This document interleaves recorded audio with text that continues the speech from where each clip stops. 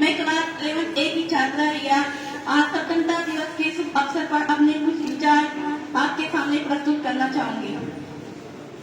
हम अपनी जान के दुश्मन को अपनी जान कहते हैं, हम अपनी जान के दुश्मन को अपनी जान कहते हैं। मोहब्बत की इसी मिट्टी को हिंदुस्तान कहते हैं, हिंदुस्तान कहते हैं। जो दुनिया में सुनाई दे उसे कहते हैं खामोशी, जो दुनिया में सुनाई दे उसे कहते हैं खामोशी। जो आंखों में दिखाई दे उसे तूफान कहते हैं, उसे तूफान कहते हैं।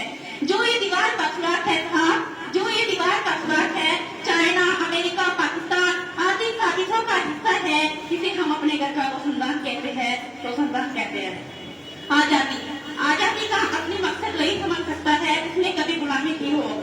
हम सौभाग्यशाली है कि हमने स्वतंत्र भारत में जन्म लिया। यूं तो आजादी की तो 1857 में ही जल चुकी थी, जो 1947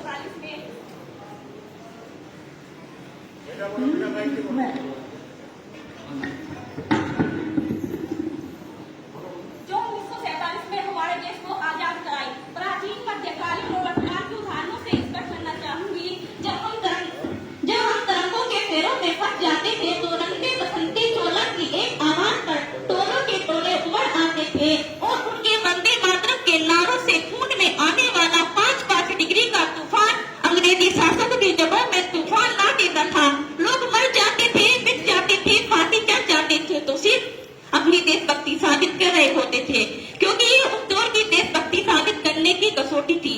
उसके बाद 62, 65 और 71 के युद्धों में स्वाद गवा देने वाली औरत जब घर के हालात ये हो जाया करते थे कि प्यार भी भरपूर गया, मांग का सिंदूर गया, कि प्यार भी भरपूर गया, मांग का सिंदूर गया, नन्ही नौनिहाल बच्चों की लंगोटियां चली गई, छोटी छोटी बेटियों की चोटियां चली गई, बाप की कमाई गई, भाई की पढ़ाई गई, एक ऐसा विस्फोट हुआ पूरे जिस्म की बोटियां चली गई और आपके लिए तो एक आदमी मरा है कहा, मेरे घर की तो रोटियां चली गई, मेरे घर की तो रोटियां चली गई। ये वाले हालात पैदा हो जाने के बाद भी एक माँ अपने पुत्र को सरहद पर दुश्मनों की धज्जियां उड़ाने के लिए भेज देती थी और खत लिखकर भेजा करती थी कि अम्मा ने खत लिखा है बड़े हिचाओं से, कि अम्मा ने खत लिखा है बड़े हिचाओं से, पुत्र मेरे न घबरा जाना, एक इंच भी पीछे न हटना, चाहे इंच इंच कट जाना, चाहे इंच इंच कट जाना।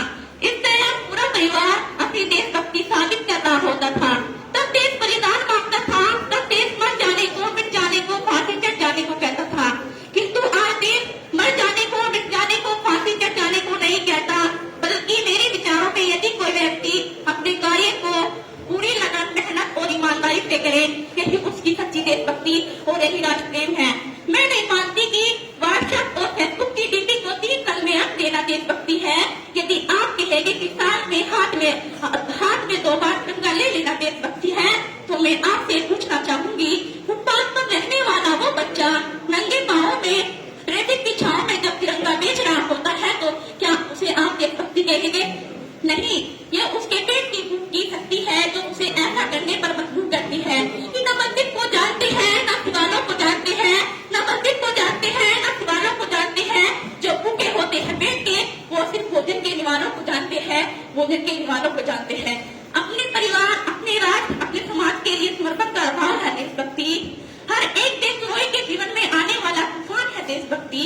एक देशद्रोही से ज्यादा देशभक्ति तब आहत होती है जब एक बेटा अपने बूढ़े माँ बाप को विदा आश्रम पे छोड़ आता है।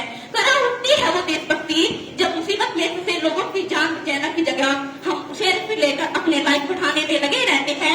हम एक ऐसे समाज में जीते हैं जहाँ लड़कों से बात करता है जो भाई हड़काते हैं, लड़कों से बात करता है जो भाई हड़काते हैं, वही भाई अपनी गर्लफ्रेंड का किस्सा गंदे हंस कर सुनाते हैं।